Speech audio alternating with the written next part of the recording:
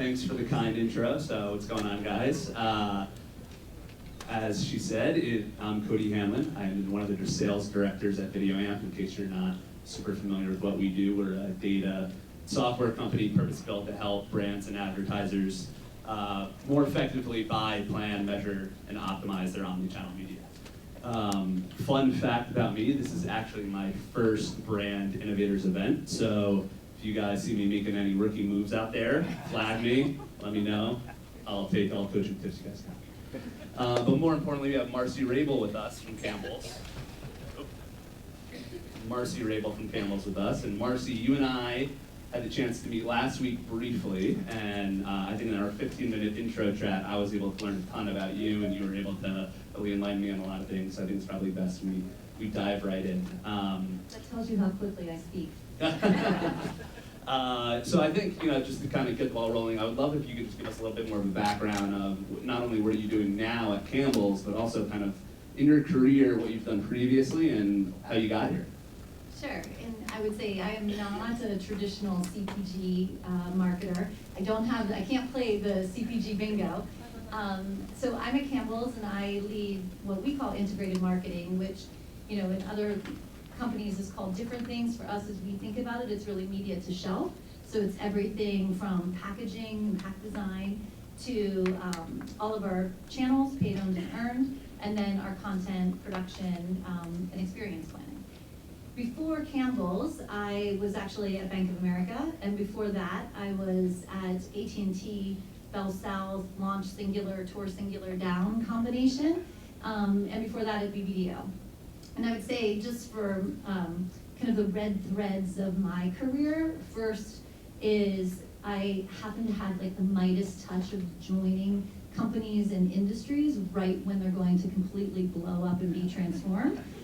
So I joined telecom when it was going from traditional telephony to broadband and wireless, and we were having meetings, how are we going to make money? And then I joined Bank of America and thought I'm gonna have all this time to learn the financial industry and really like settle in and learn, this whole new space. And 30 days later, Bear Stearns collapsed, and it was, how do we save a brand when we're the poster child for everything wrong with the global economy? And then I joined Campbell's, and it's food, first of all, which is so much more fun to talk about than either of the other two categories. And the consumer hadn't disrupted it yet. So it was like this do-over where you got to think about, okay, where are we? What things do we have to go back and learn from the beginning versus where can we just jump in where we are? And then a little thing called the pandemic hit, and the disruption did come. And so that's been, the transformation has just been, kind of red thread throughout my career. The other piece I would say is brand building and performance marketing. In telecom, they were together, and so you really worked through how to sequence and think about those two things together. Everything is really performance, even when it's brand building, it's just a longer term. And so really thinking continuous improvement, continuous optimization, week over week, how do you get better? What did you learn? What didn't you learn? And you do learn more from when it doesn't work than when it does work. And not thinking that when it doesn't work, it's a bad thing. And the last thing is consumer, which is what we're going to talk about today. And I think that understanding of the consumer and that hyper focus on the consumer is really what's allowed me to move from industry to industry. Excellent. I find your background fascinating because you range from telco to finance and now CPG. And the consumer in all those verticals are all very different, but I'm curious, what are some of the things that you learned along the way in telco, in finance, that also have parallels to what you're doing now with CPG at Campbell's? Yeah, and I would say, well, the consumer is different. Understanding the consumer is the same. And I started in media, and so how I think about media is, you're given all the puzzle pieces, but you're not given what the front of the box, what the picture actually looks like. And so there are many different ways the pieces can go together, but you have to figure it out. So a lot of testing and learning and using everything at hand to understand how to put those pieces together. And consumer journeys has been one of the things that I've used just across my career to really take that understanding deeper. Clearly at AT&T and at Bank of America, we had a plethora of first-party data and a lot that you could do with that first party data. And when you come to CPG, you don't have that, or when you're non-D2C, you don't have that. And so that consumer journey actually grounds what you're doing, and it can teach you a lot, and it can be applied in a lot of ways.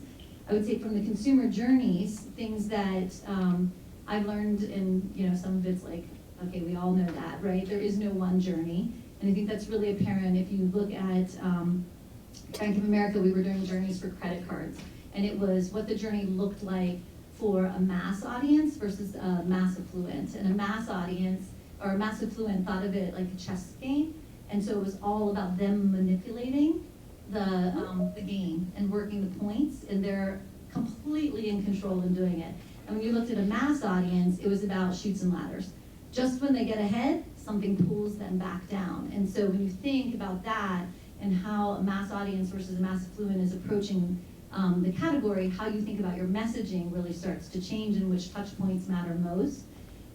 The second thing I would say is there is no one journey, because, or it's not, I would say it's not a funnel, right? It can show up in many shapes and forms, and I think shoppability clearly for all of us is what's changing that for CPG particularly, because that shoppability now comes up across the funnel, and it's really a choice of, not can you, but should you. And then the third thing I think would be that when you're doing a journey, it's not always, the journey that you need isn't always just to the product or just to the audience. And so when I was at B of A and we were the poster child for everything wrong, I think our first thing was, oh, we're gonna do the journey for, traditional finance. And as we went through it, what we actually realized is what we needed to understand was the journey to building building/rebuilding a relationship. And so we actually did all of our journey research around rebuilding a relationship, because that's what we had to do with all of our customers. And so it became a very different approach, which unlocked a lot of different learning for us than if we had just done a traditional product journey. You mentioned the relationship with the consumer, and it's hard to ignore how much consuming habits and shopping habits have changed, pre-pandemic, post-pandemic, over the course of the past 3 years. Curious Campbell's approach to that, and how you guys have maybe adapted, or what learnings, and how you changed your strategies from pre-pandemic to post-pandemic world. Yeah, I think when you do consumer journey work, most of the time it's like big pieces of research, right? You do qualitative and quant for it, and those don't change that often. But there are things that happen in the world that make you realize, okay, different parts of that journey may have changed. So what we do is we layer on deep dives.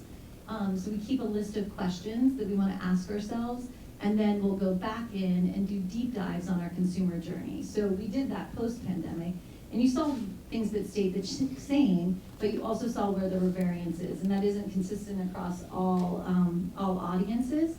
The one thing I think that we saw was the biggest change was list making, which is, sometimes it proves what you're already thinking, and sometimes you get new insights. But I think the list making was really critical to us, because that starts to change then how we start rethinking our prioritization of touch points, how we start thinking about how to get on that list and making it more prevalent. You're always thinking that, of course, but making it more prevalent in your plan development. Excellent. Campbell, similar to Church Dwight, is a house of brands, right?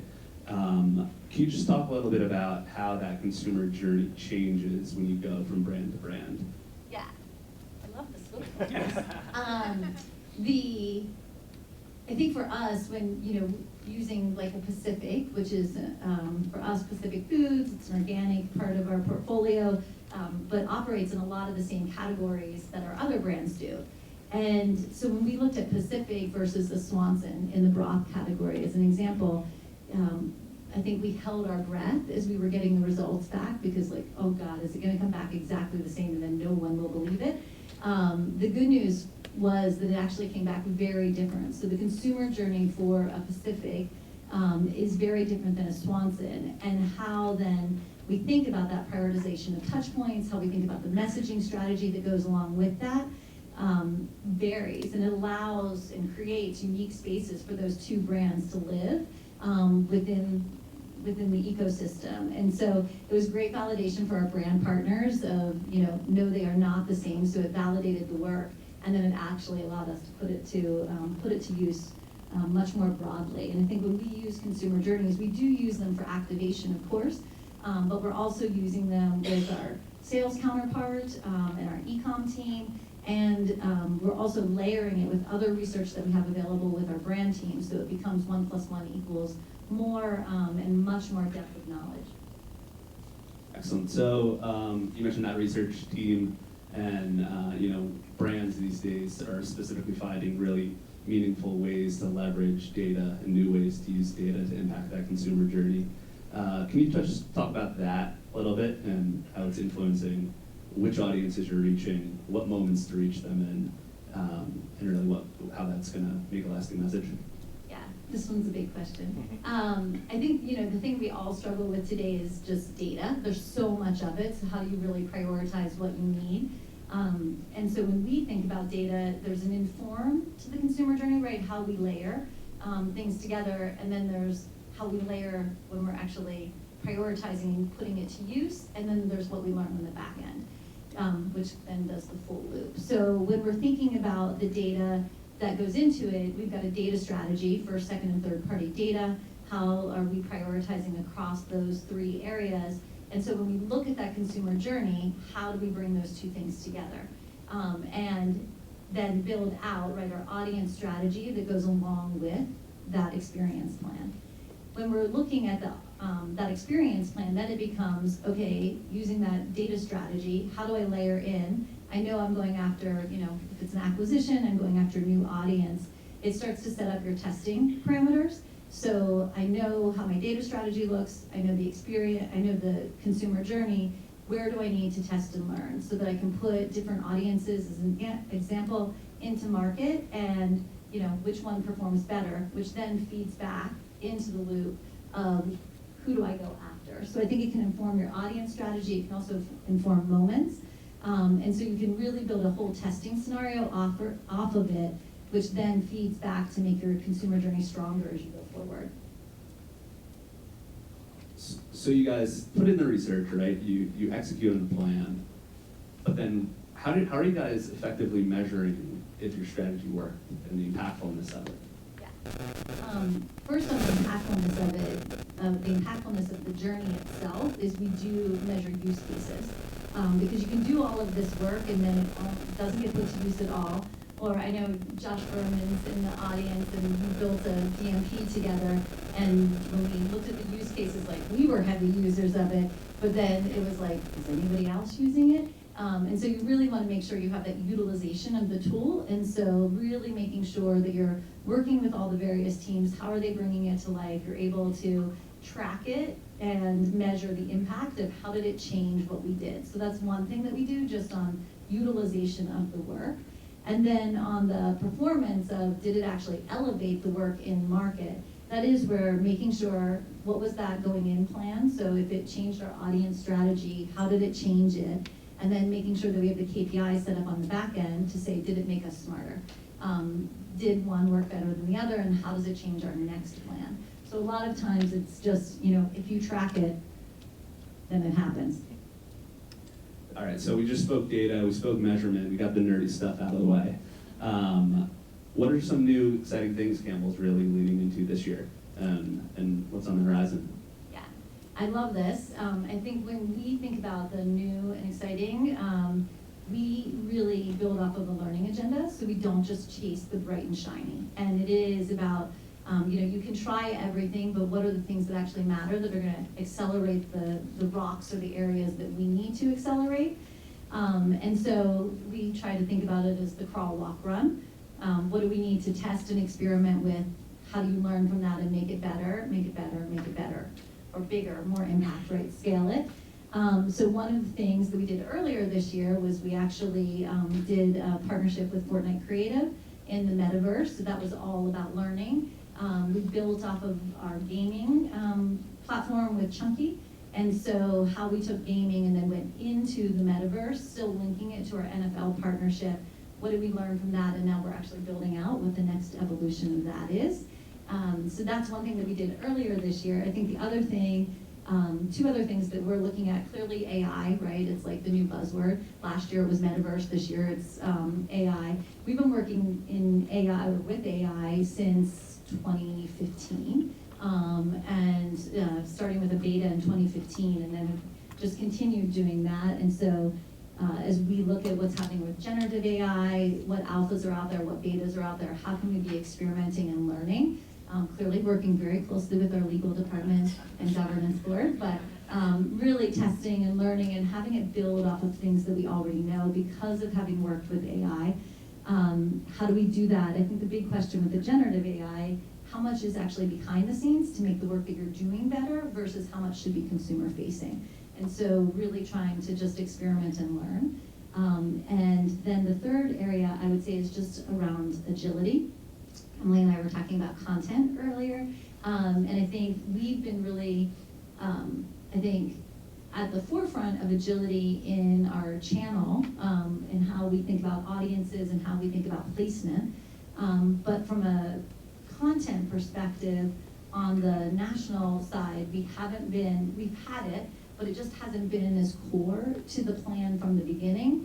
And so really trying to, it's not necessarily new, but how do we make it work really hard for us? That's excellent. That's super. I was able to learn something again, and after our second conversation. Thank you. I think we have just a few more minutes. I'd like to open it up to questions if anybody has anything.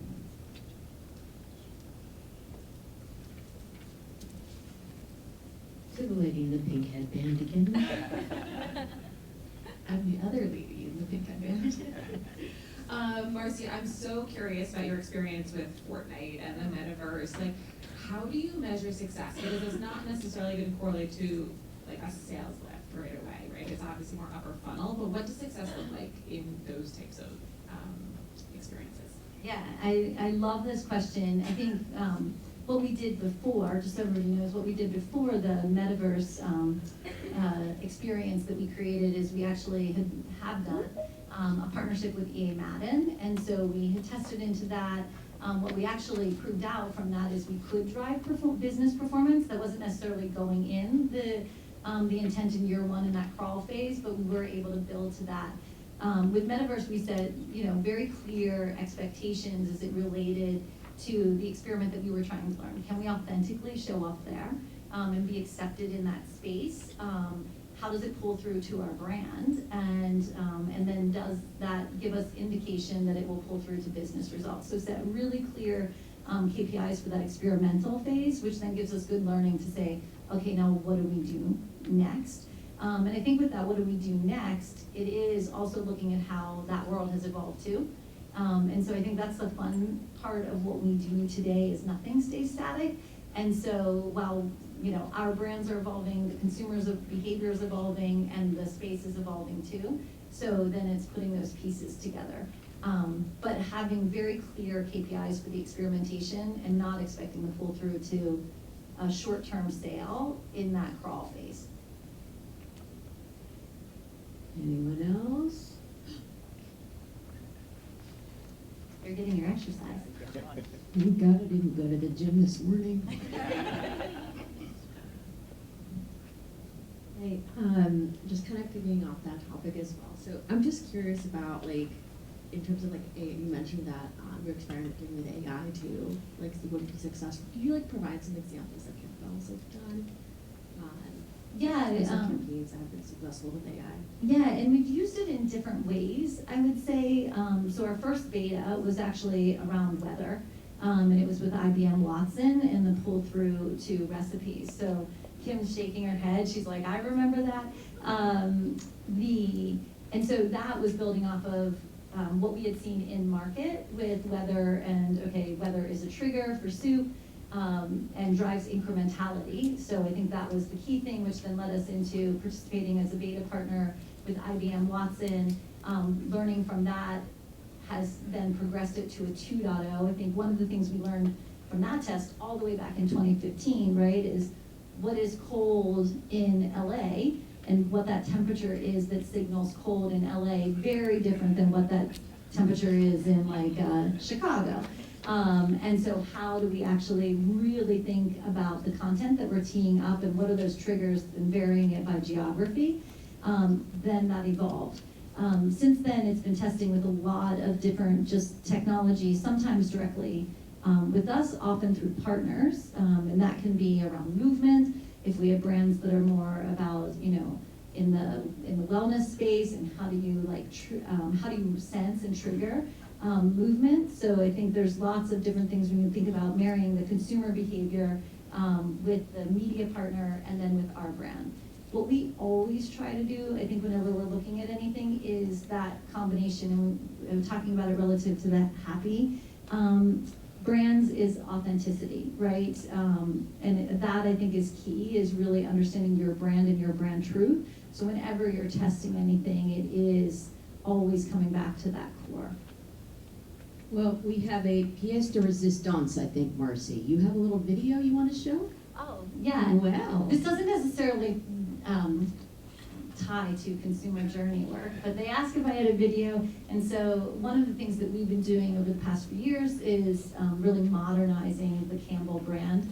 I know many of you at Church Dwight understand older brands, like iconic brands, and a key for that is how do you actually modernize while still keeping the core essence of the brand, bring in younger consumers while still maintaining your core audience.